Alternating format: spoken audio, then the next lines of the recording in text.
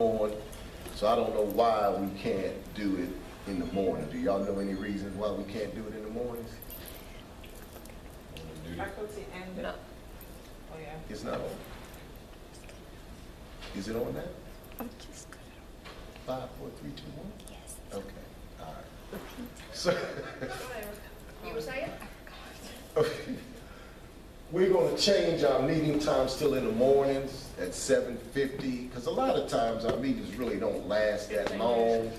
but it's a lot of pertinent information, I think, to get out, and I think we do the video, but sometimes the video can't answer a question.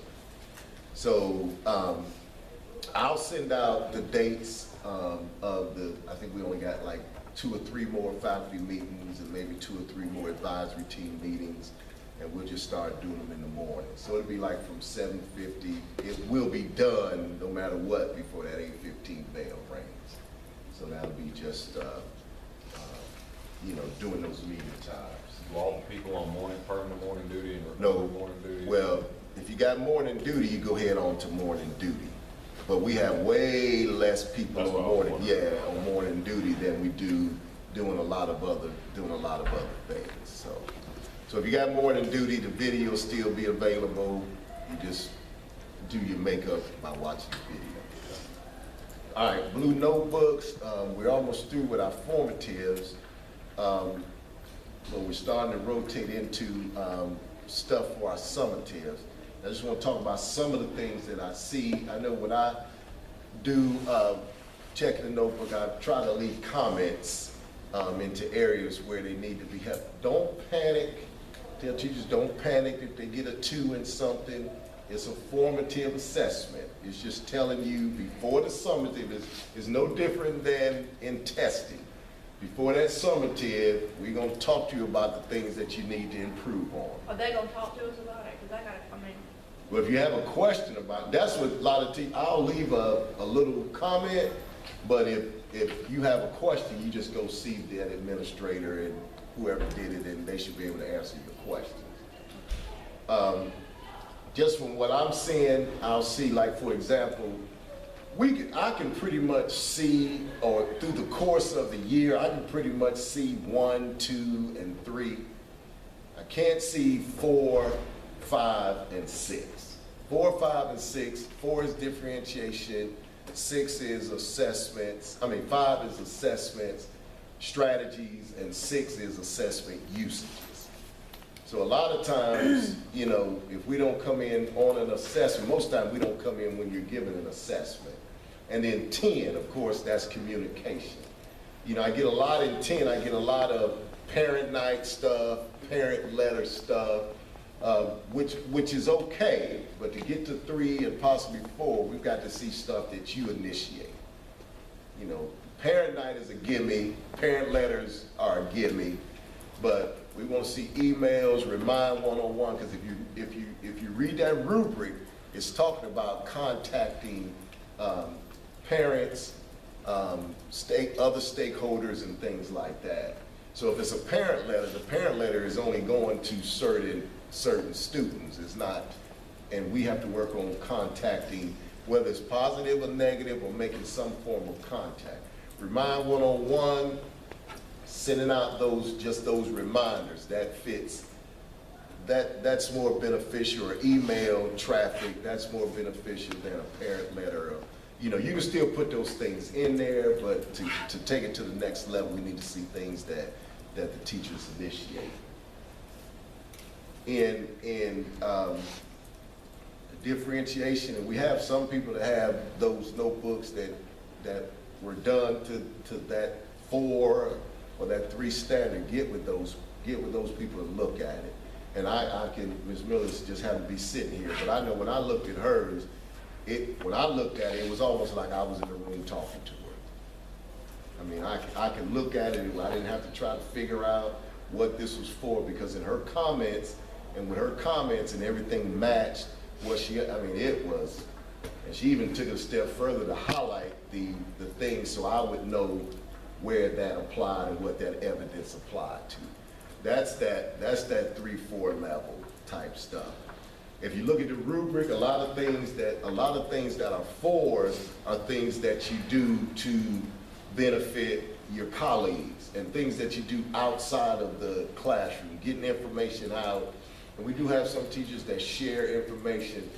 And just look at the rubric if you're interested in those levels, and it'll tell you. Communicating with students, we do a good job of communicating with students. And I know sometimes we get a little frustrated with them.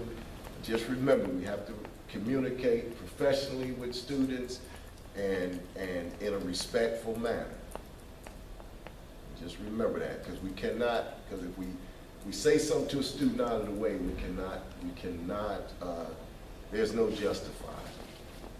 So I don't want to have those conferences. Those are, you know, when we have those conferences, we coming in with our hat in our hands and just, you know, basically begging forgiveness. And then it just depends on the parent how far they want to take it. So, and keep in mind, anything that we do with students, parents do not even have to come to us. They go straight to the PSC. And if they go straight to the, and this is pertinent information here, they can go straight to the PSC without even stepping foot in this high school, or without stepping foot in the district office. And if they go straight to the PSC, then the PSC is going to initiate an investigation, and then of course everything's going to roll back downhill. And whether you're found guilt or innocent or whatever, it's still a PSC report on your file. And we just don't want, I know I don't want it, we don't want that. So that's why I don't bring these things up to scare anyone. I just bring these things up because it's important information. And if you look at the news, brains are falling out their heads every day. You saw the woman up in Tift County that have y'all seen that, where she needs the special ed child? Carried out the door. Yeah, the 4-year-old child, and the child standing at the door, she just turns the corner and takes her knee and just flips the child on her face. Well, her brain fell out of her head and she forgot that there was a camera. Yeah, she took her knee. It's a little baby. It's a little baby just standing at the door. So she turns the corner and takes her knee and flips the baby over on his face. And he's got a book bag on his face, on his back. So needless to say, she's hungry, you know, so she, you know. Yeah. It wasn't just like he just typed it. Yeah. I don't know, and the little There's no boy, reason. yeah, he was just standing She was a there. better, I mean, she was like, what, 20 years? Yeah, she had some years in there. She had some years in there. And see, all that stuff affects retirement and all I was that just thinking, stuff. say, if they let her, I mean, would she get a retirement, they let her go? Listen, I mean, what- you won't get it to the degree that you should get it, you know, if everything is good. They can take all that stuff. Yeah, and her brain just fell out of her head. And the reason I keep this in our consciousness, because sometimes, you know, they can push our buttons sometimes. And you know, I just want y'all to remember, you know, no, it ain't worth it. It ain't worth it to no level to me. Hit the button and let us come and get them. Okay. Please, let's continue Ratan at standard. Continue Ratan at standard, incorporating those reading strategies into your content area. At the faculty meeting, I asked for y'all, the departments, to kind of put their heads together and think about a thing that we can do as far as differentiation school-wide, and a way to have evidence that we're doing it, because that's one of the things that SACS is going to be looking for when they come back. So that's something that we really need to be talking about. Let's keep up with the technology uses. Let's remember that DOK level and start language of the standard, because those are all the things that students gonna have to know on these milestones. And they're gonna have to be able to understand the vocabulary and what these words mean. And again, a DOK level is basically just how you ask the question. That's what increases the DOK level. We're still using old lesson plans and old formatives and old summatives assessments. I was in a class today, this is no joke. I was in a class today. The teacher was up there working, had it on the Ladybug, and that was called the Ladybug. She was up there working, and you know, had the kids go up, and the kids went up to the board, and they were writing, filling in, you know, the stuff. And as class went on, one of the kids said, "This is wrong. You know, this is wrong," and it was wrong. The worksheet was incorrect, so they had to go back and make some changes on the worksheet, and then the kids had to go back and, you know, do the whole thing over. And what it was an old worksheet, and it was wrong. And if one of the kids hadn't have noticed that it was wrong, then that information was in their brain as being right. And if they see it on an assessment or something, then it's wrong automatic. But that's something that we're gonna have to work on as far as lesson plans and using this old stuff and trying to fit it into the new stuff. But we'll talk about that later. All right, are there any departmental concerns from your departments? That's good. Eli McCaskill, come to the front office, please. Eli McCaskill, come to the front office, please. Ms. Hardy, you have anything? The only thing, getting here, especially after spring break, tell the teachers that they have got to be sure that they are watching these children during the morning. Got to be watching the kids. Got to be paying attention. Because we know that's the one time when most of the kids are together. And after spring break, they're going to be antsy. They're just like us, they're ready for the end of the school year. So if something's gonna happen, it's gonna be in that cafeteria. And we don't want it to be where something happens and we need to talk to you and you have no clue what happened because you were down reading the book or you doing paperwork, you grading papers, you on your laptop, stuff like that. We gotta make sure you're right. And I went in there this morning and I got on the mic and told the students, if you're not getting breakfast, throwing something away, or going to get breakfast, coming back from getting your breakfast, throwing something away, you need to be sitting down. And so, as police teachers in their sector in the cafeteria, if somebody is standing up, and I'm not talking about, I just got to my table, we're gonna give them time, but there were pockets of people just standing up talking. They need to be, and they can get a chair and pull a chair up and, you know, and sit at their table. You know, it's not assigned seats, but we don't want to start that standing up stuff again. And if we ain't careful, if we don't check it every day, it'll kind of get away from us. Unfortunately, we're still having issues with dress code. We had a student yesterday that went all day till 7th period without a belt. So 7th period, of course, the 7th period teacher, and of course, that teacher got what? Got pushed back. And the student had a jacket on. So when we do our dress codes, we have to check these jackets. And if they're, so we check it first period and then we continue, you know, we don't stand them up every period and check them, but just as they're passing by, we just do a quick visual. And if you suspect something, please check it, because a student shouldn't go all the way to 7th period with a dress code violation. Just makes it difficult for everybody else. And if you're not sure about a dress code, don't get into a confrontation. Just say, I'm not sure about this, go up to the office and let them check it. And then we'll check it, you give them a slip, and y'all done it before, give them a slip, check it, go up there, we'll check it. If it's good, we'll send them back. If it's not, we'll hold them until we get it corrected. Okay? I don't think it's anything else. We're doing SRI testing this week, so we'll continue tomorrow, right? Yes. And then Friday is makeup.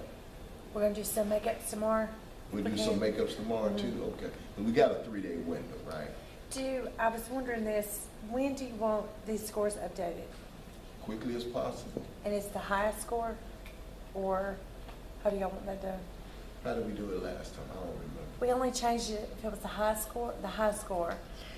We kept the high score because if a child scored like 1,200 the second time and then they scored a 1,000 the third time, we didn't want them reading on a 1,000 level. We kept it at the 1,200 because we didn't want, anyone to Right. go backwards. We wanted to And keep then them because we know they're capable of reading. But then and that's we're talking about in Infinite Campus, right? Yes. Because we have the original scores in SRI.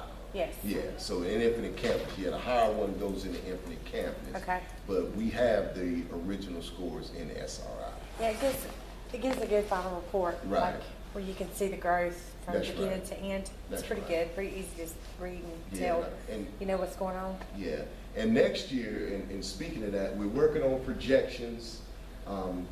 Once we send it to Dr. Hinton, and she looks at our numbers and everything, then she'll send it back, and then of course I'll send it out to the departments, and then y'all will figure in who's teaching what and all that kind of stuff. So soon as she blesses off on them, we get them back, we'll send them out, and hopefully my goal is to everybody will kind of know or have that master schedule done or almost done by the time we leave, and if not, be able to get that thing out in the first part of the summer. So everybody will know what it is there. Well, you'll pretty much know because you'll be putting it down there, but to see if there's any changes or whatever. All right. Do we know about the math support process? Will that be for next year, or is it gonna stay like it was this year? Well, if we can get our full, if I can hire 2 more, if I can hire, well, one, I'm talking about 2 more, I already hired 1. If I can hire 1 more math teacher and everybody else stays, then we'll put our support classes back. If we short 1, then we just have to adjust, yeah. So it just depends on what it is at the end. Any other questions about anything?